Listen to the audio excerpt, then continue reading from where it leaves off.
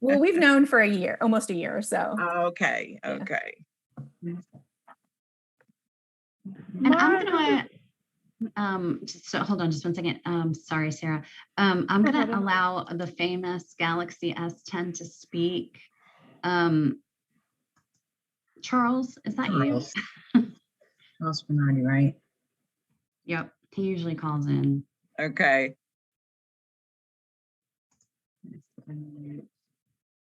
Okay, we'll see. We'll see if he. It's 12:01. If not, do you want to go ahead and promote him over to panelists? Or we're just trying to make sure, correct? Yeah, I'm just trying to, I've asked him a few times to unmute. Charles Bernardi, is that you as Galaxy S10? If you can unmute and say so, please. Or something, well, I think they can chat if they're on the phone. It's me. Thank you, Charles. Thank you. You're welcome. Yeah, it's Sarah. I will be, y'all ended up scheduling this during my lunch. So I will be eating some lunch and mostly lurking. That's fine, Sarah. And before Katie gets started, I'm wearing my sunglasses. You know, my future's so bright, I have to wear shades. My eyes are dilated, so I'm in need of some eye cover. So that's why. Okay.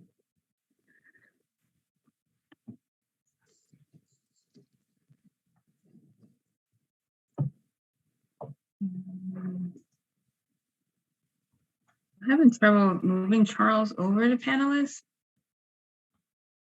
Yeah, he's showing up, and I think he can hear us and we can hear him. So I think it's cool. I know what you're saying. I'm seeing him both places, but it's Oh, there. And here comes Adam. okay, I got it finally. Good morning, Holly. It's good to see you. Good to see everyone. Got it.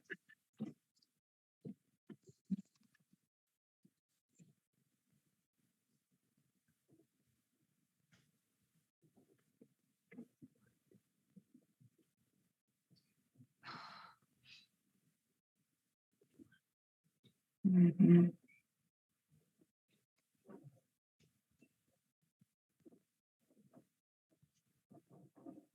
And Mara, this is Sarah. I'm the law librarian at DeKalb County. So I've had excellent conversations with Deborah in the past, and perhaps we will have to have excellent conversations in the future. Hi, Sarah. Nice to meet you. Nice to meet you too.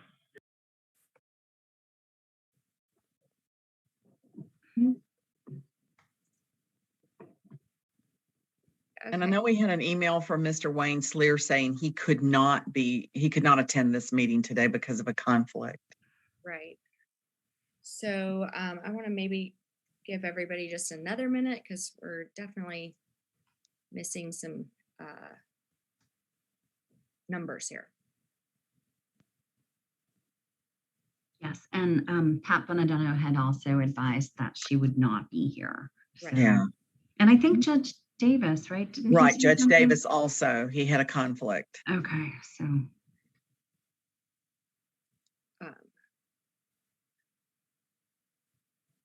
Okay. All right, well, we can start with the welcome. That's the first thing on the agenda. Welcome, everyone. Katie is welcoming everyone. Recording in progress. Let the minutes reflect that everyone was welcomed. And I'm going to, per usual, trust Latana to handle the roll call piece of things. Thank you for the 2 thumbs up there. Has everyone had an opportunity to review the minutes from the November 15th meeting? Okay, I don't think that we have a critical mass here to have a vote. So I think we will need to do an electronic vote. So if Elaine, Noel, Latana, if you guys will circulate the vote and maybe just, obviously you know how to do this, to attach the minutes again to the voting email so that everybody has it at their fingertips. We'll have to do the vote. to approve the minutes that way. I can say that my vote would be to approve them, but that's pretty easy because the only part that I can really personally speak to about the minutes is the part where it says that I had a litigation emergency and was not able to attend. The rest of the minutes, while very interesting, and I have definitely gone through them for educating myself, I cannot speak to voting on those, but I will vote in the affirmative, trusting that they have been compiled correctly, since they do correctly say that I had an emergency and wasn't able to be here. So we'll do that. We have next on the agenda, and I think this meeting is actually going to be, I don't know, famous last words. I think this may be fairly brief, but we want to go over what's titled as old business and review and discuss the member suggestions and conclusions. Specifically, we want to touch base on Pat Bonadonno's submission, which everyone hopefully has an electronic copy of, that came along with the agenda for this meeting. And my understanding is from the minutes that we discussed a minute ago that Mark Rogers, Carol Walker, and Johanna have all already given their presentations in terms of feedback, conclusions, suggestions, that kind of thing for next steps. Does that sound right to everyone? Okay. Did I see a hand go up a minute ago? Did somebody have Carol? Okay, Carol, go ahead. Yeah, if we had something that we wanted included in the minutes, can we address that? Because one of the things that my notes show from the last meeting was that we specifically talked about the language that was contained in the Tennessee statutory scheme on the definition of day as the majority of a 24-hour period, but that also allowed extraordinary circumstances and may consider whether partial days of parenting time not consistent with the definition may be considered as a day, including routinely incurred parenting time of shorter duration, may be accumulated as a single day for parenting time adjustment purposes. And my notes show that we talked about that. The minutes don't really reflect that. So if we could add that to the minutes, that would be great. Carol, if you don't mind sending me that language, It's that would be great. It is the first paragraph of page 2 of my report. Okay, good. So I can just grab Okay. that and add it in. Okay. Yeah. Okay. Thank you. And Carol, it's my understanding that like everybody's report was mentioned as an exhibit to the minutes. Right. So, Okay. okay, but we'll specifically mention in the body of the minutes that statutory definition that you want to highlight. Yes, and Johanna sort of similarly asks in the chat that when we circulate the minutes again, we'll make sure to include the summaries mentioned as exhibits. So the attachments will be hefty, but let's make sure we include the exhibits. What is it? A through D, I think I saw in there, or maybe A through C reference. A through D, yeah. So, okay, that's a good call, Johanna. Okay, thank you. And then for today's purposes, and kind of piggybacking on that, we have Pat's summary of her suggestions and thoughts about recommendations and next steps. Does everybody have that? I can sort of walk us through it. Obviously, I didn't draft this. I'm not Pat, but she's not able to join us and had told us, thankfully, nicely, in advance that she was not able to be here. So, I think clearly there's some of this that are that's fairly self-explanatory. I don't want to just read to y'all, but I can tell y'all what some of the things that I highlighted. When I was reading through them with my highlighter, I've got some yellow on there. She obviously started by outlining a couple of different scenarios in terms of potential.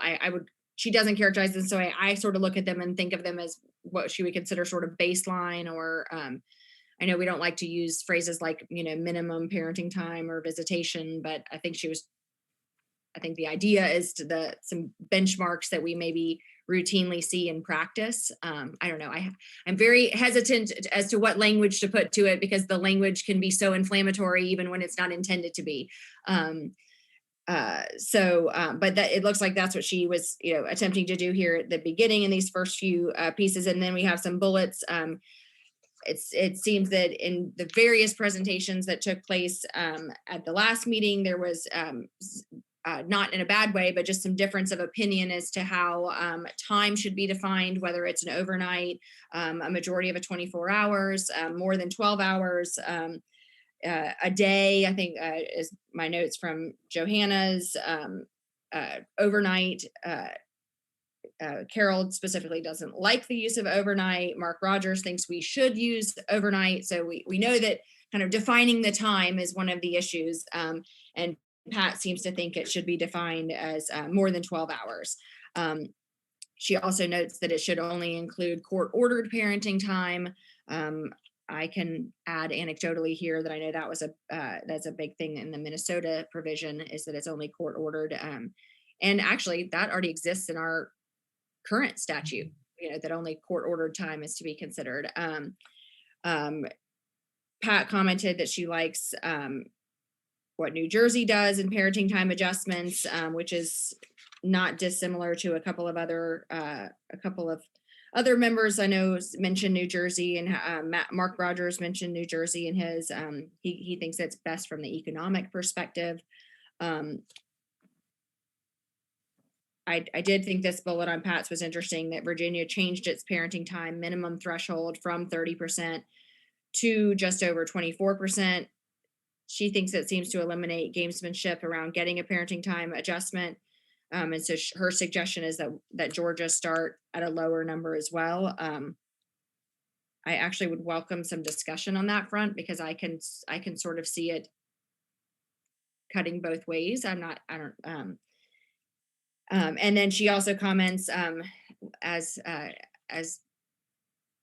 I love this last bullet of Pat's, because it sort of, to me, it highlights her former role as the staff counsel for the commission, where she, mentions the federal guidelines and the federal review, not because I agree with her that people are much smarter than she, but because, and I'm sure Noelle can, and Elaine can certainly back up what Pat says here. Sometimes we can kind of get lost in the weeds in what we think should be done as a committee or as a statute or in the statute or even as a commission, and forget that there are some major federal purse strings tied to child support and our child support guidelines. And we have to be mindful of that so that we don't inadvertently, harm Georgia families by not qualifying for federal funds that are sorely needed, maybe not by anybody on this call, but certainly by many, many Georgia citizens. So I think it was telling that Pat reminds us to, watch out for the federal guidelines. Are there any other questions or comments about Pat's summary? Well, if we're talking about the amount of time, just from remembering looking at Florida, they made a change in their amount of time that was their minimum, what would cause it. So I'm wondering if we might want to ask our Florida practitioner what the effect of that felt like. Did it make it harder, better, easier? That's a great question. I'm sure we can. Adam, any chance you could shoot an email to Pilar and as a follow-up and ask her if she has heard of any or experienced any? Or if it made a difference at all, who knows? Right. And you're muted, Adam. Yeah, I just unmuted. Okay. Yeah, I can send Pilar an email and see if she can weigh in or just give her a call and see if she can assist. Okay. Do you have any idea, Sarah, just because they're all starting to run together for me, do you have any idea when Florida made that change? I don't. I would have to go and look at my materials, and I am sitting outside the courthouse right now, so that's not a particularly easy thing to do. No, that's fair. That's fair. I was just curious because that also brings up the question. Pat, as I said earlier, Pat mentioned the Virginia change, but I wonder if, if Virginia has experienced if that change resulted in more or less litigation or more or less, to use her Yeah, word. either gamesmanship. any of them that have made a change, it would be a useful piece of data. Data, right? I agree. So okay, worth asking about. I mean, I can sort of see. I think if I'm understanding Pat's bullet here, it seems that she's saying that by lowering it, it eliminates the gamesmanship, and I think what she means by that is that it's low enough that people aren't. I guess she's trying to say they're not trying to negotiate parenting time based on what the impact on child support, because there's probably going to be some impact. Is that how y'all read that? Adam, go ahead. I was gonna say, I sort of took it to mean that by lowering it to, and I know, as you said, Katie, this is sensitive. Let's call it the minimum. I know it's not a minimum, but it's sort of like the overwhelming majority of folks end up with at least 90 overnights. Right. So they're not arguing for nights that they're not going to end up taking. Right. Solely for the purpose of asking for those overnights so that they can then argue, I should pay less child support, even though I'm not going to end up taking those nights. Right. Which is the gamesmanship. That's how I took that sentence. To me. That's sort of how I took it too. I mean, I could sort of see it either way, but I think what she's saying is, if you keep it low enough that it's, the vast majority are going to fall into some version of that category anyway, maybe it does at least sort of mitigate the gamesmanship. Right. Okay. Any other questions, comments, thoughts related to Pat's suggestions and notes? Flipping back a little here. Well, just sort of the flip side of that concern that she has is that now automatically everybody's arguing for a parenting time deviation. Correct. And my preference would be to do it the other way. Let the person try to play the game of, I want more time, and therefore I can get the deviation. That's sort of what we're already dealing with, I think, unofficially here in Georgia. People are asking for, 50% parenting time when we know they'll never be able to exercise it, but we also know that the second sentence is, and therefore I want to pay less child support. Yeah, I mean, I had that consult this morning. That exact consult this morning. Yeah. Yep. I want more time and I want to pay less child support, because I should pay less child support because I'll have more time. And it's not that those are incorrect statements. It's just hard to appreciate the motives when those are coming together. Right. And then knowing whether it will be exercised or not. Okay. In terms of next steps, there is a full Child Support Commission meeting. I think it's a week from today.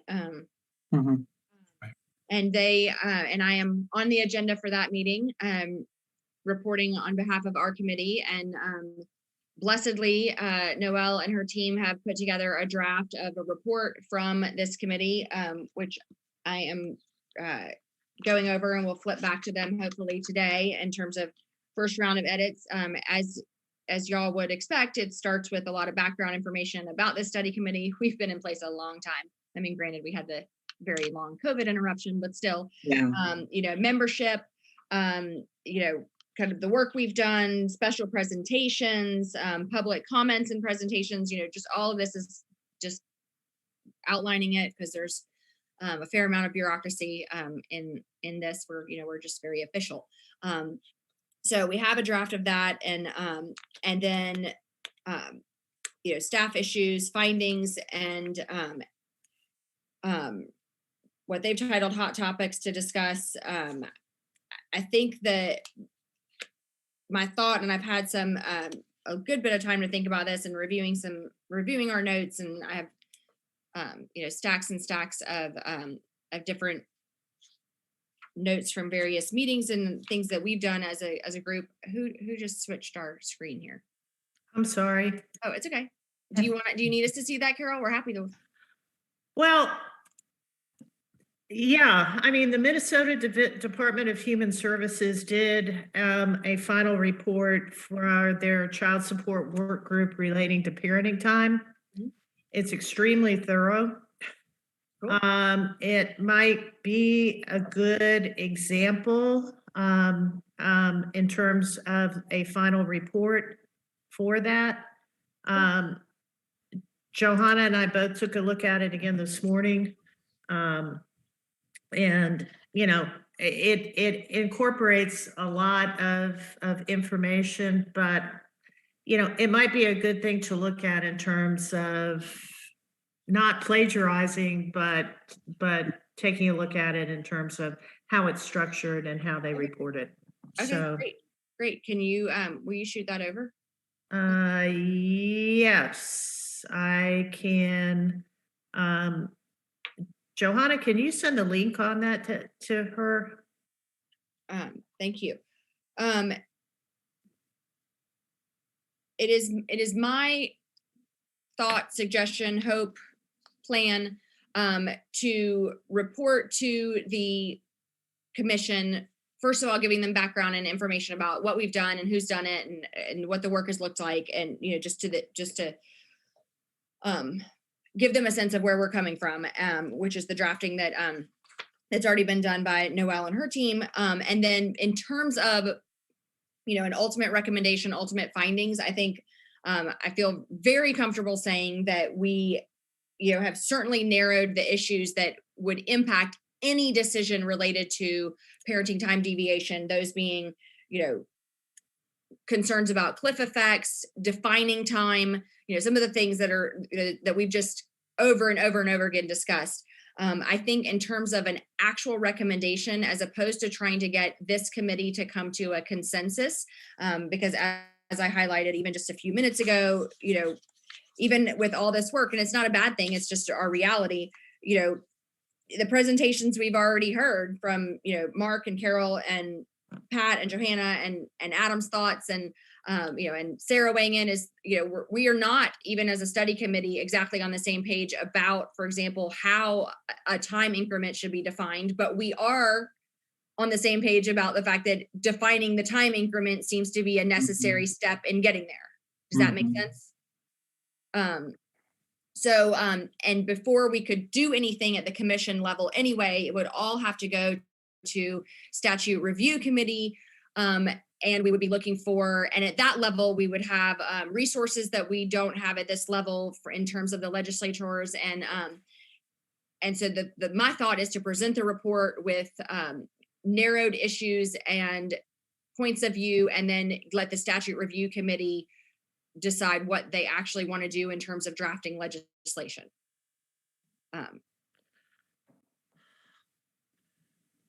Go ahead, Carol.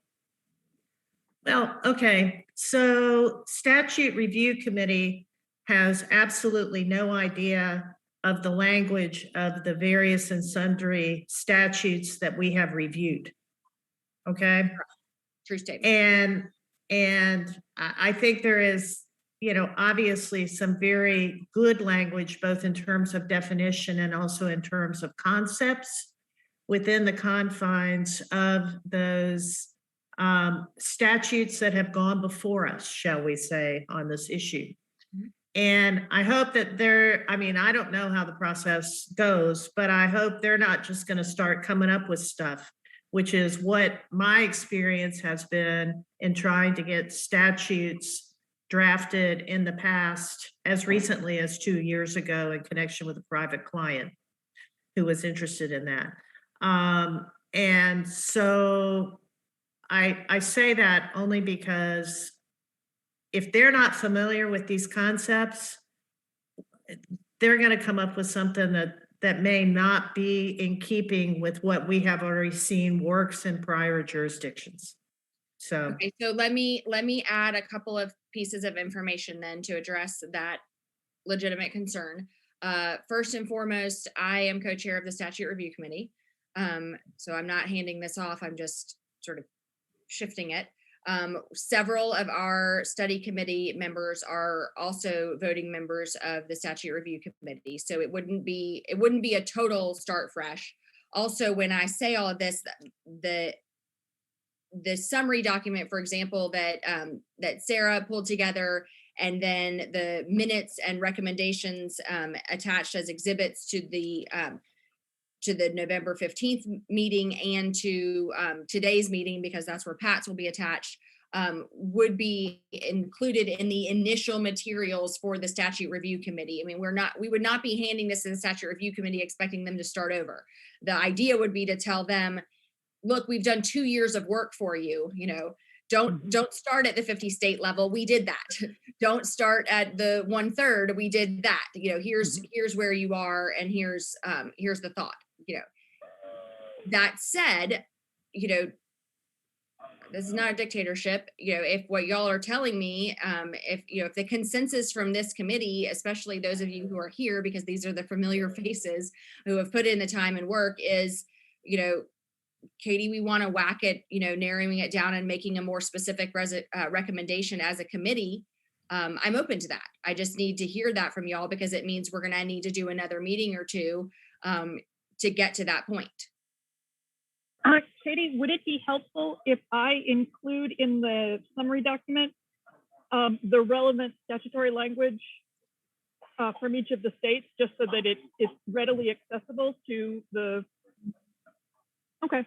Yes, but I'm not sure that completely addresses Carol's point, but it certainly isn't going to hurt. And yes, Sarah, go ahead and let's add that, but I don't think that entirely addresses Carol's point.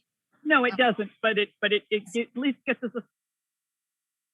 Correct. Okay, Johanna, I think I saw your hand go up.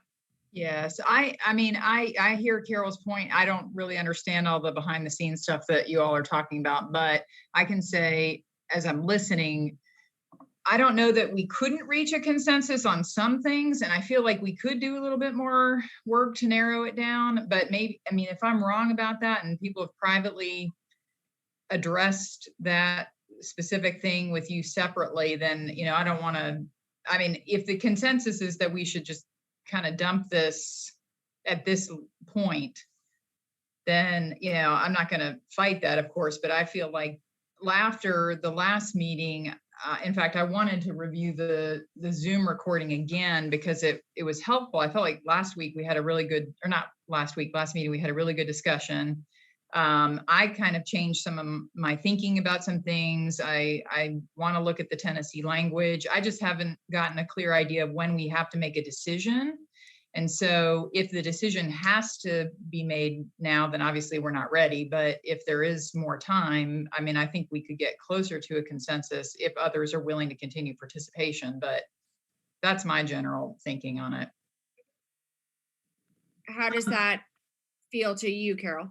Well, it was interesting because I came away from the last meeting really feeling like we were getting pretty close to being on the same page. I mean, Adam, I don't know if you feel that way. And I think each of us, I mean, honestly, I'm going to say this, Mark Rogers and I are usually not particularly on the same wavelength always. And we were pretty close to talking the same language, which was interesting. And then Adam made the point, and Adam, I don't want to speak for you, but that even the discussion that had occurred in the last meeting caused you to rethink your position on something. And so, I mean, I don't even think, we don't even have a quorum today, do we? No, we don't. No, we don't. That's the thing. We couldn't vote on anything at this point anyway. So so let me say this, between that and me, it's a balancing act. I don't mind sharing this. And there haven't been any secret meetings. I touch base with staff about logistics, but there haven't been any, sideline meetings about, I want that to be reflected in the minutes. I'm not actually thinking that y'all were, accusing anyone of nefarious conduct. And sorry, I didn't mean it that way, if that's how it sounded. You didn't. I just want the minutes to be clear that there haven't been any secret, nothing nefarious is going on. Not that anyone would do anything nefarious, even if there had been side conversations, which I don't necessarily think are a bad thing. I mean, we're all trying to be educated, and this is a group of, great, let's don't kid ourselves. We are committed citizens. This is voluntary. This is, so, but what I'm also hearing, and I thought about this even as I was saying it, I was looking for I'm trying to balance honoring your time and commitment and, letting us bring this to conclusion, knowing that there's some procedural bureaucracy and that kind of thing that will necessarily come next. So no matter how far we take it. But also I know, I too have worked on this, and I'm not looking to sort of take it away from you hard workers before you feel like you've kind of wrapped it up into your, sort of best and final product, whatever that may be. So I with that said, what I will say is, I think what I'm hearing is that we can't vote on anything today anyway. So that kind of makes it a little easier. But with that, like, maybe the report to the commission next week, and I'll take the heat from them, is we're really close and we've considered our options in terms of how we present it to you. And we're going to do another couple meetings because we think we can tie it up a little tighter before we pass it off. I mean, I will say this, it has to be passed off because it's going to necessarily go to the statute review committee, whether we give them a fully drafted piece of legislation, which I do not think is realistic out of this study committee, or just we want to see these 3 bullets happen, and here's why. These are optional, and here are your options. I mean,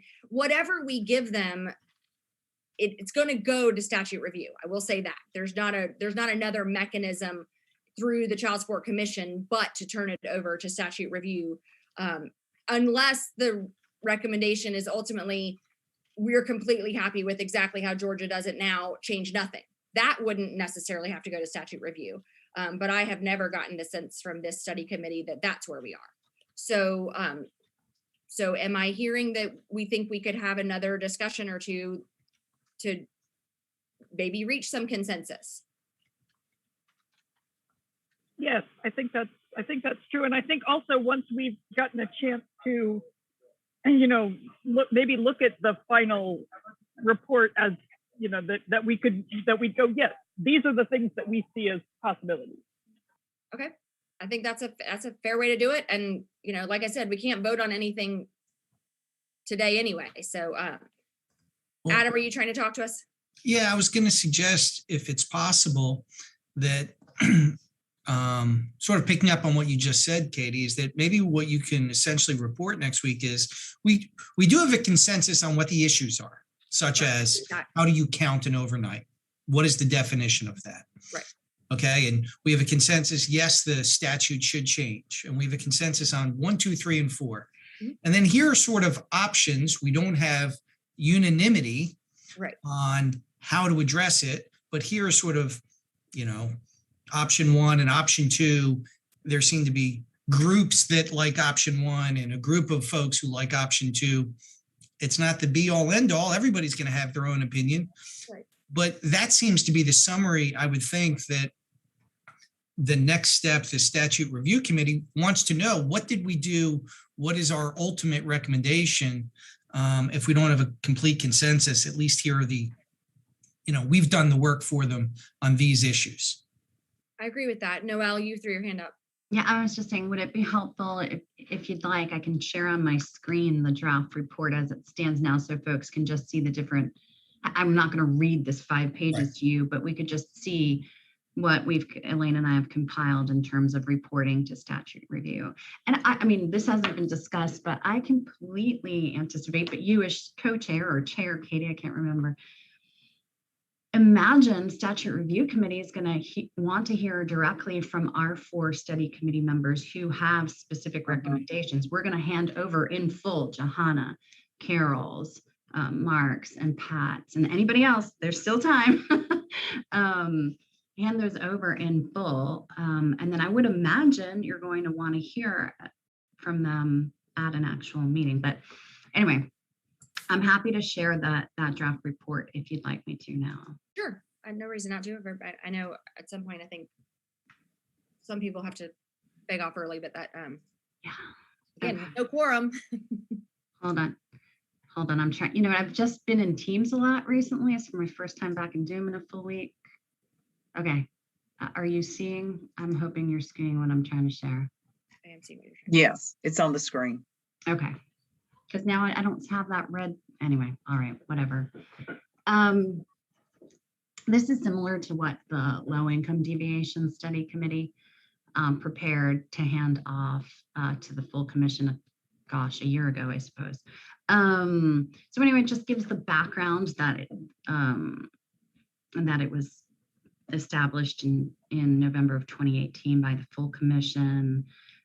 It goes through our membership. We might want to actually name the folks if it's changed dramatically. It notes that it was made up from various constituencies. You'll see DCSS, economic experts, law librarians. I wonder who that could be, Sarah.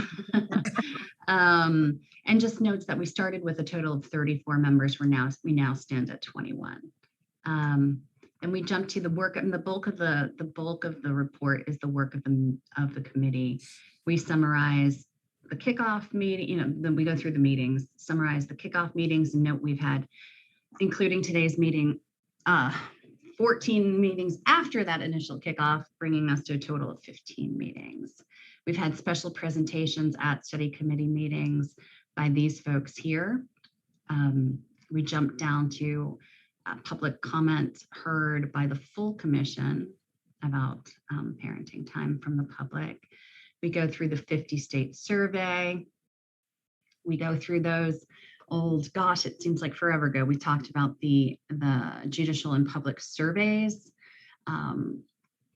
Appendix 8 of the report, let me just jump back for a second. Appendix 8 of the report would be the 50 state survey that Georgia State graduate students did for us, just that in full. Then we go through the judicial survey responses, the public survey responses. We're including our famous draft of charge and objectives that we went through. Elaine, at some point, I think it was back in the spring, did a report on legitimation issues and how this affects parenting time. Jump over then to the telephonic interviews, how we whittled down from 50 states down to the thirds, down to the more refined scope. It ended up being 5. And then we just give some findings. Our findings are the state notes compilation that Sarah worked up. And then of course, the specific recommendations by our 4 various committee members. We have pending, we have pending input from the Division of Child Support Services. We just have that pending for ourselves to touch base with them. We included some hot topics. This could be something good to discuss now. Concluding with provide this study committee report to the Child Support Commission, obviously. Recommend that the issue be taken up further by statute review. And of course, this report and all appendices being handed over to the economist doing the economic study. So this, as you can see by the watermark, is just a draft, but it was an exercise in going back and reviewing what this great committee has done over the last 3 years.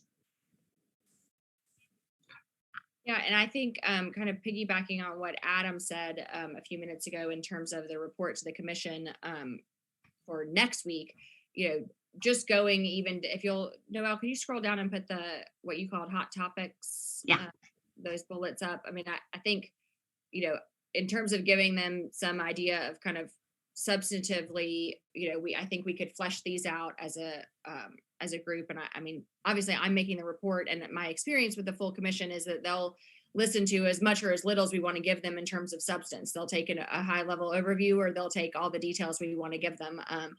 For example, letting them know that, I might rewrite these for a final version. This is a draft, as Noelle said, but, like I'm looking at bullet number 3, how to define parenting time. I think it's fair to say, not that we can vote on it right this second without quorum, but that this committee, our parenting time study committee, has identified that the definition of parenting time needs to be addressed. That we can't go on with no further definition, even if we are not yet ready to say what we as a group think it should be. We definitely all have an opinion of it, which means it needs to be addressed. And we could certainly identify some things like that. How is that sounding to everyone?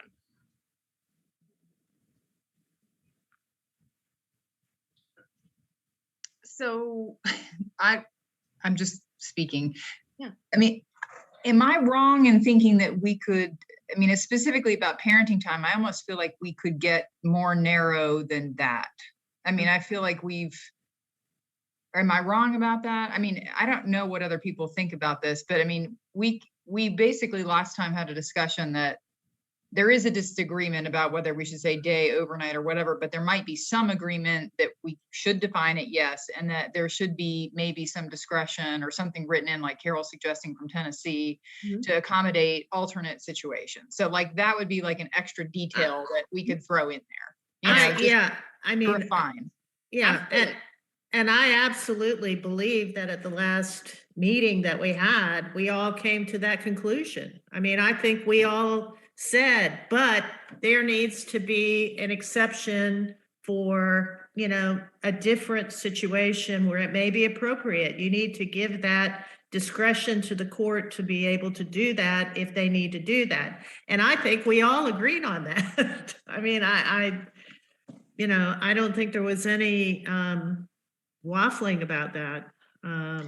No, I mean that, and I think the minutes reflect that, Carol. So I don't have a problem with that, Carol or Johanna. I think that's, I mean, what I'm looking at, and the minutes are draft and they haven't been approved, and we're going to add that additional language, Carol, from your part of the discussion. But what I'm seeing is, the time considered should be overnights, which makes more sense than considering days was from one person, but that everything should be rebuttable, which I take to mean there should be an acknowledgement. Then I see another person said, I don't think we should use the word overnight in our language, but there should always be a way to address, individual custodial arrangements. And then I see somebody said, I think we should use day instead of overnight, but the judge should have some discretion.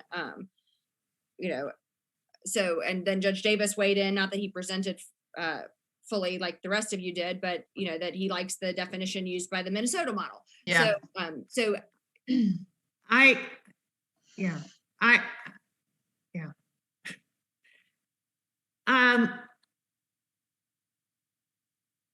Looking at these hot topics for a moment, I have no idea what is meant by defined standard visitation, and I think it's not appropriate for us to be talking about standard visitation. I agree with that. That needs to come out. I mean, I agree. Whether, that, and when you're talking about income disparity of the parents, I mean, you're really talking about two issues. One is disparity in income between the more custodial parent and lesser custodial parent in a high income situation, but then you're also talking about self-support reserve for both the custodial and the non-custodial parent, right? I mean, that's what's meant by that. So don't we need to flesh that out more, or otherwise, no, they're not going to know what we mean by that. I mean, I'm not trying to be critical. Okay, this is just a draft. No, this is just a draft, and you're not wrong. I mean, I agree with you. I think I totally agree. Defined standard visitation should be removed. I don't, and frankly, that flies in the face of the sister statute that addresses parenting time and custodial, and I don't think we, that goes back to my early comments that we talk about it in one way, but we have to be really careful because even putting language to it offends, understandably. I mean, justifiably. So yes, this is simply a draft. Okay, so can we do this? Because this draft, Noelle and team did send this to me yesterday, and I just hadn't had a chance to do anything other than read through it for a first time, even myself. So nobody's submitting this draft as anything that should be voted on just yet. And we couldn't vote anyway. So can we do this? I do want to just what I'm getting the sense, and I'm grateful for this, is that like I said, I was trying to balance letting everybody go and acknowledge the generosity of your time to this point, but not leaving anyone feeling like, well, damn, I don't feel like we got it to the finish line. I feel like it was taken away from us at the 1 yard line and it shouldn't have been. And so, but it's a balancing act. And so what I feel like the consensus I'm getting from you hard workers is that you do want to take the next step. Yes. Okay. Mm-hmm. So with that in mind, I will tailor my report to the commission to give them some examples of kind of where we are, much like Adam just said a few minutes ago, but basically tell them that we have we are very close and we are working very hard, but we are not yet ready to hand it over. I do think, unless somebody has a major objection to this, I will report that the expectation will be that whatever we hand over because we anticipate the recommendation being that a change should be made, though we cannot vote on that now, that we do want to go ahead and alert the commission to the fact that the statute review committee does need to be on notice that they'll get something, because the only way the statute review committee wouldn't be involved is if we really thought it was likely that the recommendation would be no change necessary, right?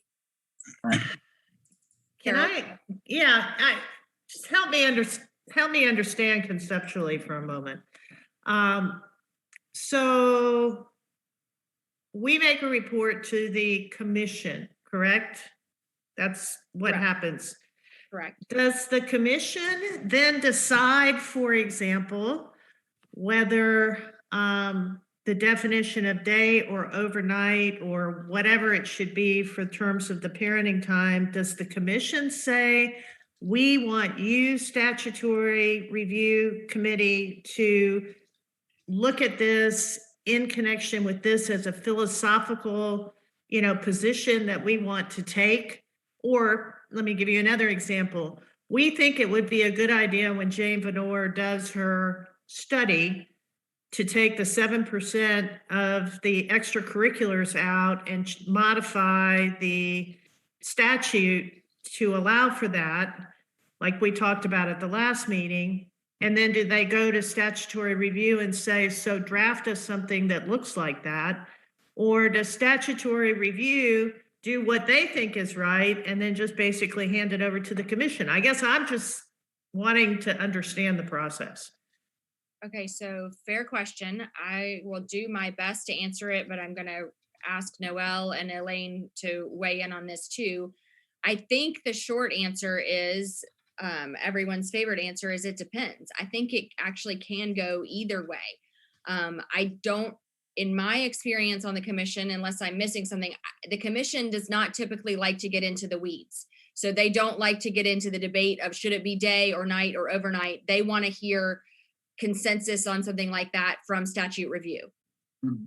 I don't think they want to hear, like, they don't want to read the reports that we're talking about compiling, not the final report of our committee, but like the attachments and appendices, and we make them available and they might read them. That's not fair to say they don't want to read them, but I don't think they want to vote on the particulars. That's not been my experience with the commission. Noelle and Elaine, what do y'all think about that? I think one of the things they may do is, if they feel like, there's been a consensus and from two different directions, they might then say, we prefer this over that. They might ask for legislative counsel, to speak to that, to, talk with us about that as well. But they do want to see statute review make some decisions and, bring that to the commission for the commission to hopefully say, we like that plan, let's get it into legislative language. Does that answer your question, Carol? Yes, I think. Okay. As best it can be answered. Okay, So let then me add this to it. I think that as a study committee, keeping in mind our not only our objectives, but also our was it a charter? I don't know, whatever, the authority on which we were, sort of formed. I think we have some room to be either more specific or less and still be achieving the goal for which we were formed. So, the impression I'm getting from this discussion is that this committee would like to drill down to the next level. I don't think that, even if the statute review committee, even if I weren't on the statute review committee, I think we can present them with more or less beyond just, we think a change should happen and here are 3 things that must be addressed when making a change. I think the statute review committee would take that, but they would also take, we think a change should be made. Here are the 3 things that must be addressed in making the change. And here's how we think you should address them. Or as Adam said, on issue number 1, here are our 2 proposals, you pick. On issue number 2, we actually did come to a consensus and here it is. On issue number 3, here are your 3 options and you pick. I think that the statute review committee would take it at, bullets, 1 and 2, or, 3 sets in, they're going to take it and they're going to take as much or as little as we want. And I think I can say that comfortably, even if I weren't on the statute review committee, because ultimately we're going to pass on to the statute review committee a lot of our underlying work anyway. And the members of that committee can choose how much to delve into it or not. But we are trying to prevent them from feeling required to reinvent the wheel. Right. You know, we're Right. trying. So the point would be to show them not just what we looked at, but kind of the process so that they wouldn't feel compelled to start at the beginning. I sort of think of it in my mind's eye. What I'm thinking right now is sort of like when you give someone a tax return, you know, you want to see the first 2 pages, and sometimes you need to flip back to Schedule C and spend a minute on it. And then that might make you need to go back to the source document. But sometimes you can just look at those first 2 pages and say, I'm comfortable with this, but I'm really glad to know that Schedule C is attached for my review. Does that make sense? I'm sorry, I'm a tax. Yeah, no, that makes perfect sense. Okay. And I mean, I feel like we'll be able to eliminate some of the states we looked at or methodology that we looked at. I mean, I feel like we're getting to where we could narrow it down even to that, you know. Well, and level. I hadn't thought of that, Joanna, but I really like that idea of making that part of our recommendation. Here are the ones we don't care for. Right. You know, it doesn't have to be, here's what we think you should do. We can give some, here's what we think we should avoid. I like that thought. That one hadn't crossed my mind. Adam, did you need to say something? I know you're getting pushed for time. I was just going to say goodbye. Okay. So, Thanks, thank Adam. you. Have a good weekend, everyone. Thanks, Adam. And Katie, I wanted to say that one of the things we'll need to do then is with the commission next week is ask them to extend Yes. the study committee for whatever period of time you think is appropriate. Yes. And I don't think that will be an issue for them. It No. will shift us into the early part of next year where we're starting the economic study. But I still think that we'll be timely with getting some information to Dr. Venor for her to just give us her own opinion based on, you know, or look at everything that this group has come up with and say, hey, that's very sound, or here's something else for you to think about. Right. And she'll also steer us right on making sure that we're doing what the feds are asking the state to do. Right. Which is one of the things Pat pointed out. And I'm sure that's why Pat thought about that because of Right. the role. No, and that's why I highlighted it earlier, because Yeah. that is a big piece that doesn't always immediately register, but is critically Right. important for Georgia citizens. I have 1 or 2 quick follow-up questions, if that's all right. Of course. Okay, so one question I had after looking back at the minutes was, Katie, you spoke to a private practitioner from Minnesota, right? Correct. Okay, so I'm wondering if, and I can be the one to find the person and do this, but as I was reading the report, the 2016 report that I sent you, I'm just kind of curious if there's been any kickback from lower income custodial parents from Minnesota, you know, and I'm wondering if talking to a legal aid person might be worthwhile there, because talking to the legal aid person in New Jersey was worthwhile to me. And anyway, Carol, you want to interrupt? Well, I think my recollection was Katie tried a bunch of times to get with somebody. Okay. I'm right about that, aren't I, Katie? No, you're thinking of Nevada. Oh, okay. Yeah, I did Okay. not reach out to a legal aid person. That was a different category. So, I mean, the short answer is yes. If you'd like me to see if I can get a name from the practitioner that I spoke to, I can do that. That would be great. I will tell you candidly, I'm not the right person to have that conversation because I simply don't know enough. I mean, I know more than the average bear having been doing this work, but that's definitely, you're the better person to ask the question than And I'm fine am. to do that. And I really don't need to it doesn't have to be a long conversation. I just, you know, so if you find a name of somebody who's affiliated with legal aid, and I could just at least feel better knowing that custodial parents don't feel totally ruined by the outcome of the latest Minnesota change. Let's say Mara can help us there. Yeah, I'm on a number of listservs with other legal aid lawyers across the country, so I could reach out and try to find somebody who has experience in child support in Minnesota. I also went to the University of Minnesota, so That's great. There you go. Mara, could you share in the chat your email address and make sure we know how to reach you? And I'll communicate with Deborah about whether or not she wants to go ahead and have us add you as a member. Katie, I don't know, maybe to replace Deborah. I don't think Deborah wants to step out. She's not said anything about that, but maybe we need to include Mara as a member as well. Is that fine with you, Katie, if we do? Oh, absolutely. Okay. I mean, as Then long as long as she's going to actually attend, so that we don't, we're already having quorum issues. So we don't need people saying they want to be members and not attend, because we are really having a hard time getting quorum as it is. And it won't help to add to the membership roster, but not have attendance. Not that you would do that, Mara. That's not a personal. Maybe she could just appear as a proxy for Deborah. Either one is fine by me, as long as Okay. I'm the only thing I care about in that vein is I'm more the merrier generally, but just let's don't make our quorum issues harder than they already are. Exactly. The other When I piece find was- this person, who do I send that to and how? I now that I'll try to write it down before it's deleted and Zoom just disappears. Your email address. Yeah, just ping me and I'll respond to you. Okay. But so. And I sent a message to my friend in Minnesota. Okay, great. And then the other thing was, I think if it's just going to be another month or two that we're working on this and we have some idea, it would be helpful for me or maybe some others to know if there is going to be a deadline for when we are going to try to reach consensus on certain points, so that we know that at that meeting it's crucial to attend and see faces. And that's the other thing that's been hard for me, is that there are some participants who cannot be visible, but then I don't know what the opinions are of others, and I tend to be influenced. I like to see if people are agreeing, not agreeing, and so I don't know what to do about that. I wish we could all just be in a big room together and talk about these things, but. Me too. Let me suggest this then on that front, because I agree with you, Johanna, and I have similar, preferences myself. So let me say this. What do you, I'm going to address this to Noelle and Elaine.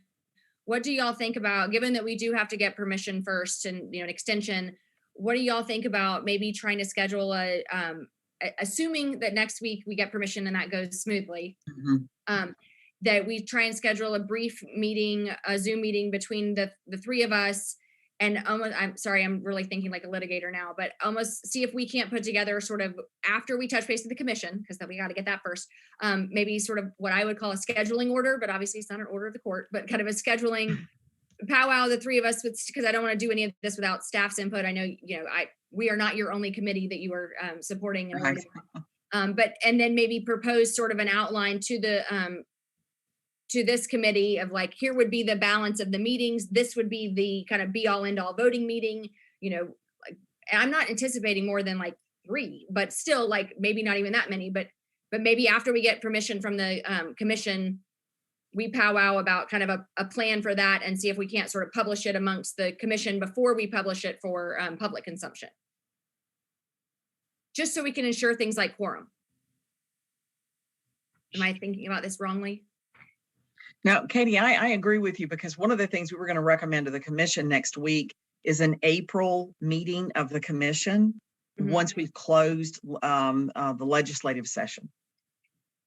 So if you're talking 3 months, that puts us in a good place to be ready for a commission meeting in April. Okay. And just, I'm hoping less than 3 months, just in my mind's eye. I don't know what everybody else's is, but I'm hoping less. I'm thinking 2 to 3 meetings inside of maybe more like 8 weeks. I know that's tough. I know everybody's schedules are tight, but I also feel like we don't want these discussions to get stale, and we don't want to feel like we have to sort of remind ourselves. I memean, it's kind of like when you have to, again, I'm sorry, I'm thinking like a litigator today, like when you have to prepare for trial twice, you do have to look at everything all over again, even though you did it once before, if your trial gets delayed. And I'd like to not do that to us, if that's okay. So I'm thinking we would come up with kind of a plan to see if we can't get this knocked out by, say, end of February. Okay.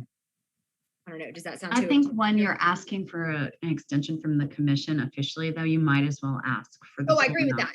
No, I agree with that. But but it could, because when we ask for the extension from the commission, we also have to build in some time to then actually write something up after it's been approved and voted on. So yes, but my hope would be that like the voting meeting, if you will, kind of the big consensus meeting that Johanna alluded to, would be well before April. Yeah, I hope so. Yeah, I think, right.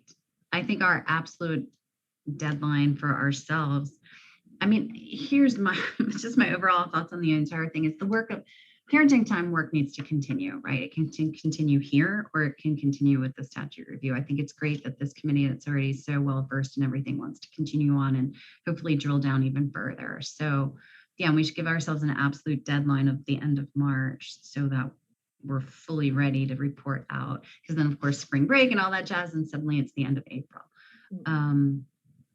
So yeah, I mean, all I have to say is Elaine and I are here to support you.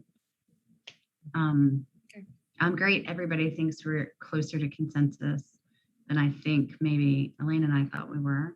Like for instance, I was surprised that out of the blue, from my perspective, taking the 7% out of the BCSO table came up as an issue of first impression for me at the very last meeting. So I was like, okay, but I'm glad that we're almost at consensus, but I still don't have a clear understanding of how people see this playing out in the calculator.